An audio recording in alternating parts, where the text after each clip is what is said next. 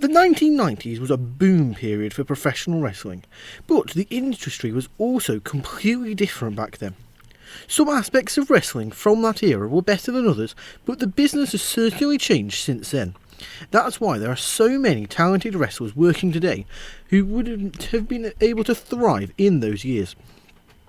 Even though they might have found work at some point, it's hard to imagine some of these current stars enjoying as much success in the 1990s due to the differences in appearance of the product, what was wanted from the fans, and what was wanted from the companies at the time. This can be from an in-ring perspective, character work, or how fans perceive talent. It's hard to imagine certain people performing at a high level. Welcome to Honor Wrestling Club, and today's video will be counting down 10 current wrestlers that never would have made it in the 1990s. Welcome to the club. But before we crack on with the list, do you want to make sure that you'd have fit in the 90s? Then be sure to hit that subscribe button. And well done, you now fit in. In number 10, we have JD Madonna, who wouldn't stand out, as he would have struggled to make a mark. JD Madonna is an incredibly gifted wrestler who brings plenty of aggression whenever he hits the ring, which is one of the reasons he's enjoyed plenty of success today. However, his height would probably have been a problem for him during the 1990s, as he would have looked even smaller against the giants that dominated that time. Madonna doesn't get much promo time nowadays, which would have been even more limited during that time. He's a type of wrestler Vince McMahon would have used to put over other people. I could see JD Madonna maybe being in the Job Squad or like a comedy group like the Oddities, and there being loads more jokes about his bobblehead, which there's already lots now. In number 9, we have Daniel Garcia, who would be battling the odds as smaller wrestlers struggled in that era. Daniel Garcia is a technically gifted wrestler who is making great strides in the industry currently, and that's because now is a time when fans don't really care about your physique or your height of your talent. The 1990s was a different period though, as wrestling was seen as the land of the giants. Only a select few smaller stars broke through into that top level, and they all tended to boast huge personalities such as Shawn Michaels and Chris Jericho. Despite his entertaining dance, it's hard to see where Garcia would fit in the 90s. In number 8, we have Shinsuke Nakamura, who wouldn't have been given opportunities as wrestling leads heavily into Asian tropes. There is certainly an argument to be made about whether or not WWE has got the best out of Shinsuke Nakamura on the main roster. The answer is no, they have not. Still, there's no denying he's been treated like a star and has had plenty of big opportunities, such as winning the Royal Rumble in 2018 and fighting for the world title on several occasions. However, it's hard to imagine him getting those sorts of chances in the 1990s. During that time, Asian wrestlers tended to use comedic gimmicks or work a classic heel character lower down the card. He'd have struggled to showcase the great in-ring ability that everyone knows and loves him for. In number 7, we have Kyle O'Reilly, who really needs a bigger personality to have got on in the 90s, and his intense wrestling wouldn't be enough. The 1990s were a time when crazy gimmicks were commonplace, with almost every wrestler boasting some type of clear and definable character. Kyle O'Reilly, though, has never truly had that, even though he does have the charisma. The former Undisputed Era member is an excellent technical wrestler, but his MMA style was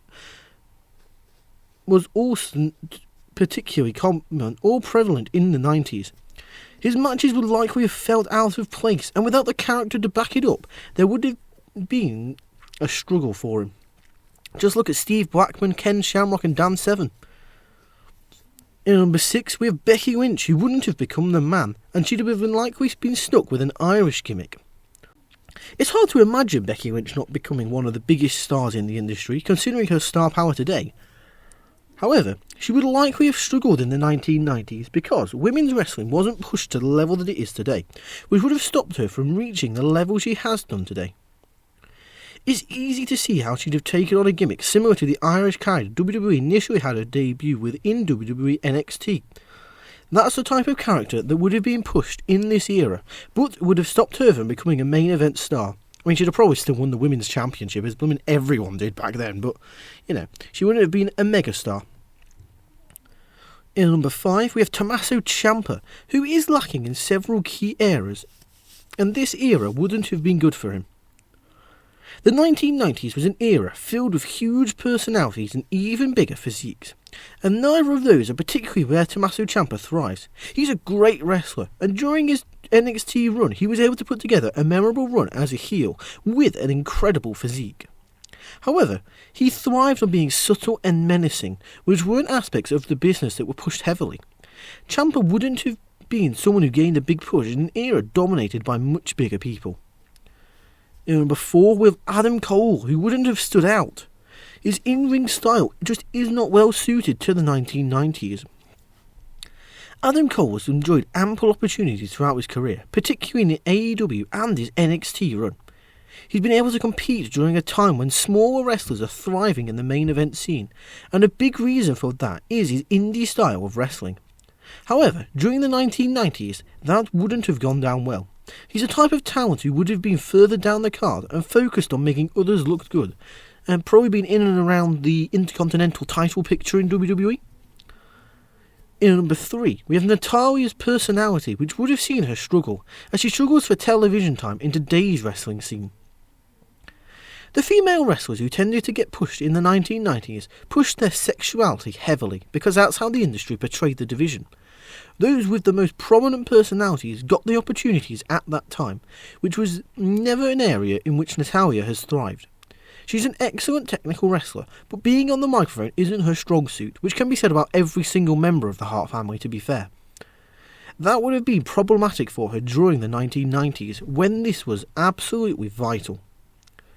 In number 2, we have the Young Bucks, whose style is unique to today, and they rely heavily on internet culture.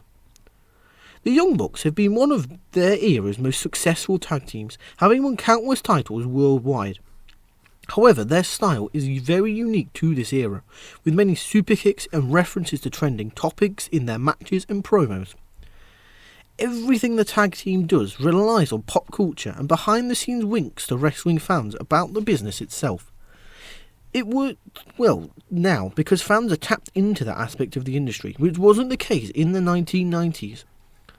In number 1, we have Sami Zayn, whose physique wouldn't have helped him, and he just struggled for a push. Sami Zayn is one of the most popular wrestlers in the company right now, but if he had been involved in the 1990s at this stage of his career, he would likely have struggled to reach the level that he has. Zayn doesn't stand out with his look or physique, and that's not a massive problem today as people enjoy his in-ring work. But during the 1990s, there was less time for lengthy matches, and that would have stopped him from getting the chance to thrive with his underdog skills. He'd likely have been a good talent, but being at his current level would have been a struggle. The only real chance he'd have got is when Mick Foley retired in the year 2000. He could have possibly taken that mantra then, which is what he's done now, really. But anyway, there you have it. There's our list. So what do you think? Which wrestler do you think would have struggled most in the 90s from today's era? Be sure to let me know in the comments down below. If you've enjoyed this video, be sure to give it a thumbs up, click the like button, the subscribe button and the notification bell to make sure you never miss out on any of the fun content we produce here at Honor Wrestling Club. Be sure to check out our other videos and share them with your friends. Go on, I know you'll love it, and they will too. Bring everyone into the club. That's all for now, so I'd like to thank you for watching and welcome you to the club. See ya!